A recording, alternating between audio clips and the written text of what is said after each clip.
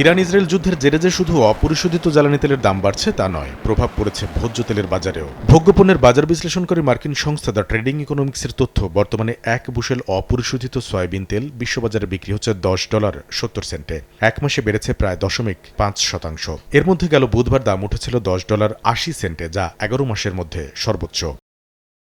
চাহিদা বাড়ায় এক মাসের ব্যবধানে পাম অয়েলের দাম বেড়েছে 5.62%। প্রতি মেট্রিক টন বর্তমানে বিক্রি হচ্ছে $984। ক্যানোলার দামও রয়েছে ঊর্ধ্বমুখী। এক মাসে 4% বেশি বেড়ে বর্তমানে প্রতি মেট্রিক টন বিক্রি হচ্ছে $547। তবে সূর্যমুখী তেলের বিকল্প সহজলভ্য হওয়ায় দাম কমতির তালিকায় রয়েছে এই ভোজ্য তেল। এক মাসে 3.8% দাম কমে প্রতি মেট্রিক টন বিক্রি হচ্ছে $1240। এদিকে মধ্যপ্রাচ্য অস্থিরতার মধ্যেও সরবরাহ পরিস্থিতি ভালো থাকায় বিশ্ববাজারে নিম্নমুখী রয়েছে চিনির দাম।